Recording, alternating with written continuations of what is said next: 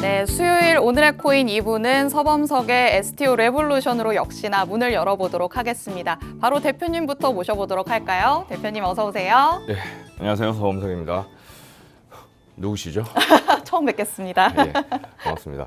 제가 좀 걱정한 게 있었는데 네. 지난 그 너튜브 댓글을 좀 봤는데 네. 원래 그동안 워낙 이재영 아나운서 팬층이 그렇죠. 그렇다 보니까 혹시나 이제 좀 그런 내용이 있으면 어떨까 저도 부담을 가지고 왔습니다. 걱정을 했는데 다행히 역시나 뭐 우리 수준 높은 시청자님들답게 그렇죠. 그 팬심을 다시 또 권 앵커님께 네. 돌아가는 느낌을 받았고 또 워낙 또 잘하셨으니까 뭐 그런 것 그렇죠. 같기도 하고 앞으로 잘 부탁드리겠습니다. 저도 잘 부탁드리겠습니다. 오늘은 뭐 그 얘기부터 하면 좋을 것 같아요. 요새 이제 뭐 이런저런 모임도 많고 가면 이제 자주 나온 얘기가 비트코인 어떻게 해야 되냐. 쉽게 얘기하면 비트코인 지금 사도 될까요?의 그렇죠. 부류가 하나 있고 그래도 좀 투자를 해봤던 사람들은 이제 뭐 지금 팔까 아니면 더 살까 뭐 이런 뭐 고민도 있고 네. 그런 얘기 할 때마다 저는 이렇게 대답합니다. 나도 모르겠다. 그래서 그게 뭐 그냥 조금 무책임해 보일 수도 있고 좀 제가 지금 그 얘기를 하려고 했는데요.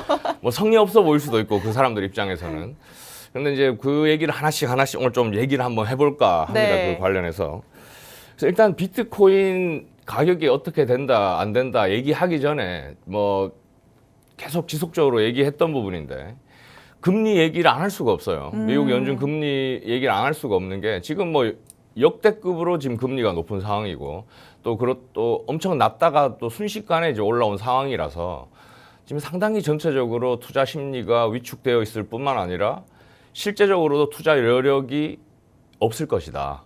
그래서 비트코인 시장 자체의 이슈만으로는 이게 어떻게 움직이는데 한계가 있을 것이다. 물론 1월 달에 비트코인 현물 ETF가 승인되면서 많이 상승을 했고 지금 좀 이제 횡보하는 중인데 상당히 답답하겠지만 뭐 확 빠지지 않는 게 오히려 다행이라고 생각될 정도로 투자 심리가 위축돼 있다고 보고 이런 예를 한번 들어보고 싶습니다. 지금 다들 지금 경기가 너무 안 좋은데 지금 지갑이 얇은 상황에서 언제 외식 경기가 좋아질까요? 뭐 이런 질문이랄까요? 뭐 쓸 돈이 뭐 소비랑 뭐 투자랑 조금 다르겠지만 그런 비유를 해본다면은 당장 내 지갑이 얇은데 뭐 외식할 수 있는 여력이랄까? 그럼 그걸 전망한다는 자체가 상당히 좀 부담스럽다, 쉽지 않다 이런 말씀을 드리고.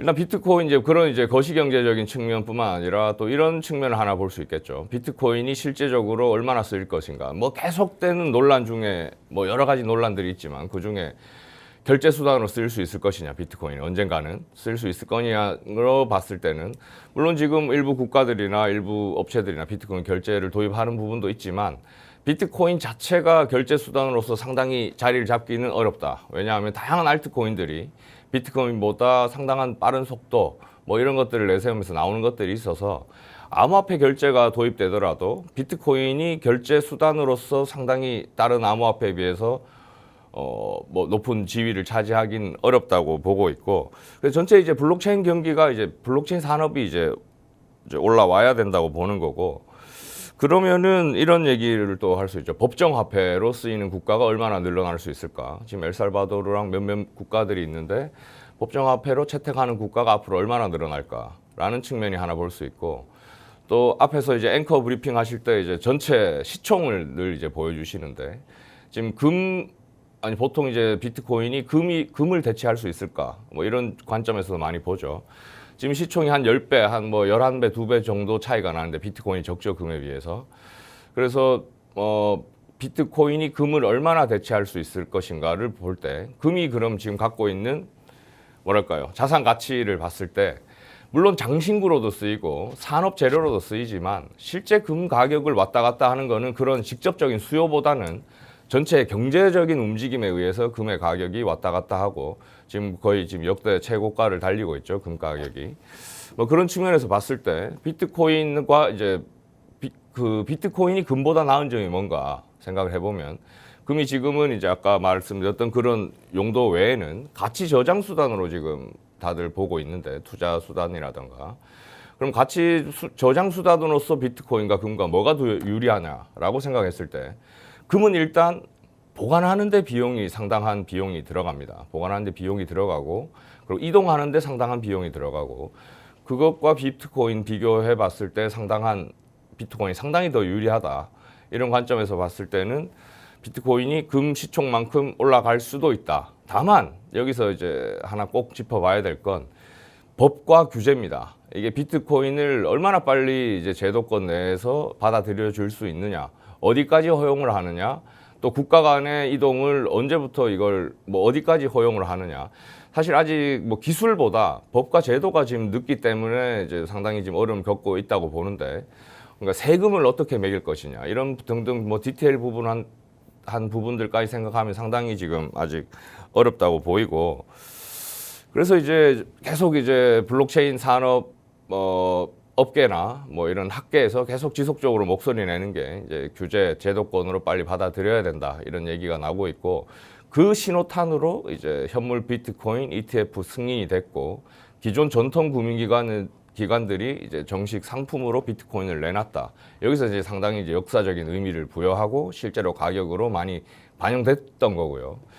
그래서 이제 이런 방금 말씀드렸던 여러 가지 내용들을 종합해 봤을 때 과연 비트코인이 얼마까지 갈 것이냐를 얘기하기가 상당히 조심스러울 뿐만 아니라, 또 이렇게 얘기하면 또 이렇게 오해를 하세요. 저 사람 상당히 비트코인에 부정적이네. 뭐 이런 식으로 또 댓글이 가끔 달리기도 하는데, 네. 그런 관점이라기보다는 상당히 이제 올라간다고 생각은 하나, 어디까지 올라간다? 또 더 중요한 게 있죠.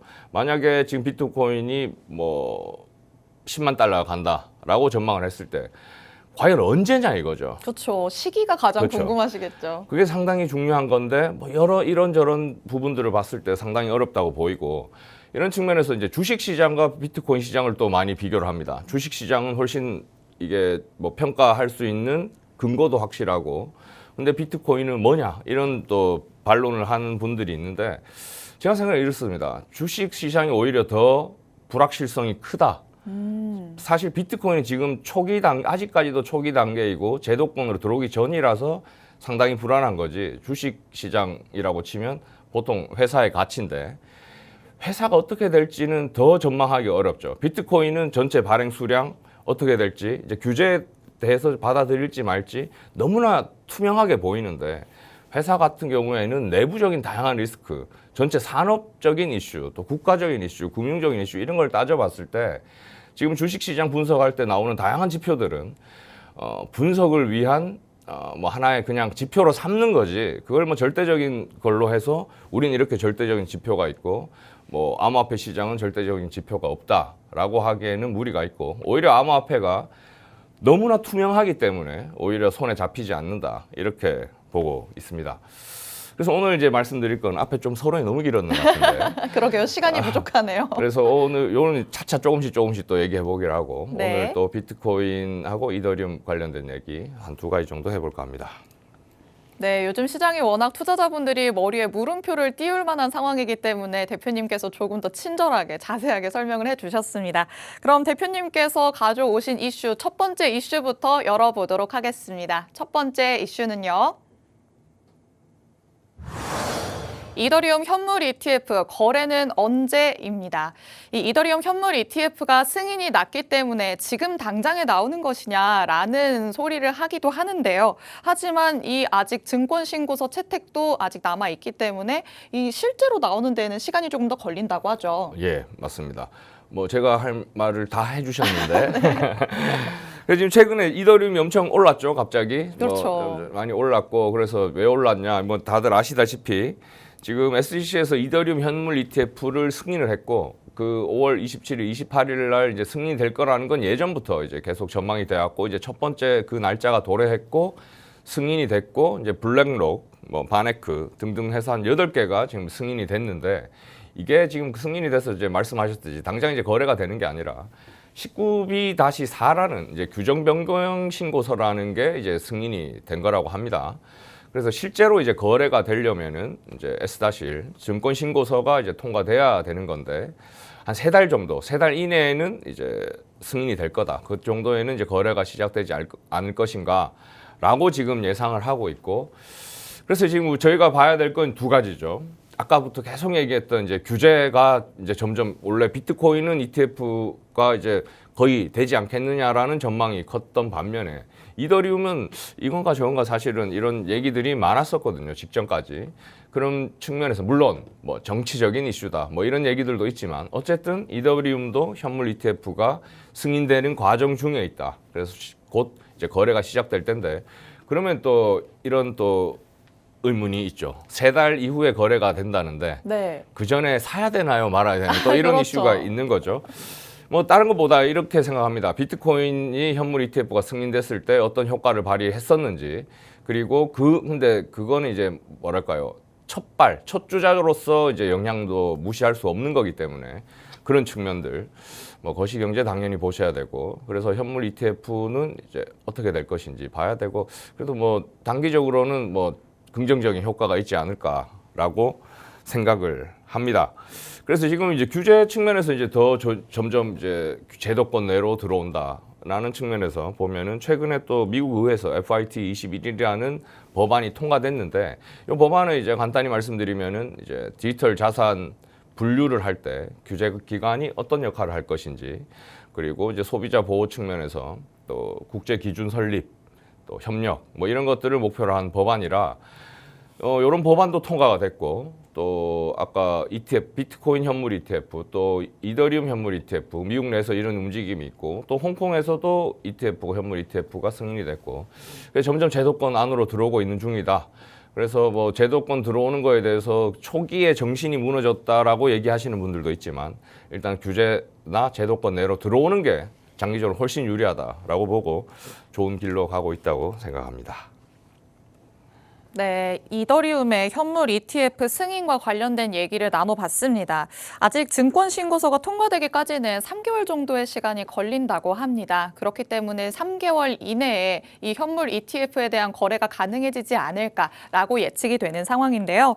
이 가상자산 내용을 담은 법안도 미국 의회에서 통과가 됐기 때문에 어쨌든 제도권 안으로 들어오는 게 중장기적으로는 봤을 때 조금 더 이 시장 자체에 도움이 될 것이다라고 전문가님께서는 말씀을 해주고 있으십니다. 이더리움과 관련된 소식들 저희가 계속해서 짚어드릴 테니까요. 방송 함께 하시면서 하나하나 짚어가시면 좋을 것 같습니다. 자, 그럼 바로 대표님이 가져오신 두 번째 이슈도 어떤 건지 열어보도록 하겠습니다. 두 번째 이슈는요. 마운트곡스의 비트코인 대량 이체 이유입니다. 저희가 오프닝에서도 살짝 말씀을 드렸습니다. 마운트곡스에서 비트코인의 물량이 대거 움직임이 포착됐다라는 소식을 전해드렸는데요. 이 때문에 7만 달러 선을 넘어갔던 비트코인의 가격이 다시금 또 6만 8천 달러 선 밑으로 내려오는 모습을 보이기도 했습니다. 이 움직임 자체보다도 이게 왜 움직였는지 그리고 움직임이 일어난 다음에 또 시장에 어떤 영향을 줄지에 많은 분들이 조금 관심을 가지실 것 같거든요. 어떻게 보시나요? 맞아요. 상당히 이제 걱정이 되죠. 지금 네. 마운트곡스 사건부터 간단히 말씀드리면 해킹 사건이 있었습니다. 마운트곡스는 2014년도에 일본 거래소인데 세계 전체 거래량이 한 70% 차지할 정도로 세계 최대 암호화폐 거래소였는데 해킹 사건이 일어나면서 2014년도에 파산을 했습니다. 해킹 실제로 85만 개가 2011년도에 일어났던 거고 그 이후에 이제 몇 개는 이제 회수를 하면서 지금 투자자 피해 회복 절차 중에 있는 건데 그 절차 중에 이제 14만 비트코인 등등을 상환하겠다. 그리고 법원에서도 10월 말일까지 올해 상환으로 정해둔 상황에서 지금 마운트곡스 계좌에서 이제 대량으로 이체가 됐었죠. 지금 14만 개라고 지금 최근 뉴스로 지금 보도가 되고 있는데 그래서 걱정하는 이유는 이겁니다. 파산할 당시에 비트코인 가격은 한 800달러, 900달러였는데 현재랑 비교하면 뭐 한 100배는 안 되고 한 70배, 80배 정도 되는 상황이죠. 현재 가격이. 그래서 그때 당시에 묶여있던 비트코인 물량이 만약에 이게 풀린다면 당장 이제 시장으로 나오지 않을까. 네. 그래서 매도 압력을 상당히 받지 않을까라는 이제 우려가 있었고 그 우려가 이제 뭐 약간 선반영됐다는 거고 이제 마운트곡스 지갑의 움직임을 보면서 선반영됐다는 거고. 근데 또 이런 관점도 있습니다. 아까도 얼핏 말씀하신 것 같은데 마운트곡스 사건이 벌써 10년 전의 일이고 네. 뭐 다 예상하고 있었던 일이고 그 가격으로 이제 실제적으로 얼마나 이제 심리적인 측면에서 반영이 될지 그리고 이게 그 당시에 있었던 게 뭐 소실된 부분 잊고 지내는 사람들 네. 뭐도 있을 수 있고 뭐 소액 투자자들도 있을 수 있으니까요. 그런 것들을 봤을 때 얼마나 이게 큰 직접적인 영향을 미칠지는 또 상당히 어려운 문제지만 그동안 오래된 이슈이기 때문에 이게 뭐 어제 오늘 얘기가 아니기 때문에 그렇게 뭐 단기적으로야 이제 뭐 10월 말일 모든 게 각 배분이 되고 한 이후에 단기적으로 약간의 영향을 있을 수 있겠으나 대세적으로 큰 문제는 없다라고 생각을 합니다. 네, 오프닝에서도 잠깐 말씀을 드렸던 내용이었죠. 계속해서 10년 전부터 나왔던 문제이기 때문에 이게 크게 시장에 영향을 미치지는 않을 것이다 라는 소식이 있기도 하고요. 또 일각에서는 그래도 대거 물량이 나오면 어쨌든 시장에 영향을 미치지 않을까라고 또 우려 섞인 시각이 나오기도 합니다. 하지만 전문가님께서는 그래도 시장에 영향을 크게 주지는 않을 것 같다 쪽에 조금 더 무게를 두시는 것 같습니다. 이런 전문가님의 의견도 참고하시면서 이 이슈는 계속해서 짚어보시면 좋을 것 같습니다. 자, 서범석의 STO 레볼루션 정말 숨가쁘게 달려왔습니다. 저희가 오늘 준비한 소식은 여기까지고요. 저희는 내일 이 시간에 더 알찬 내용으로 찾아오도록 하겠습니다. 본 방송에서 제공해드리는 정보는 투자 판단에 대한 조언일 뿐입니다. 해당 자산의 상승과 하락을 보장하진 않는다는 점 유의하시기 바랍니다. 오늘도 시청해주신 여러분 고맙습니다.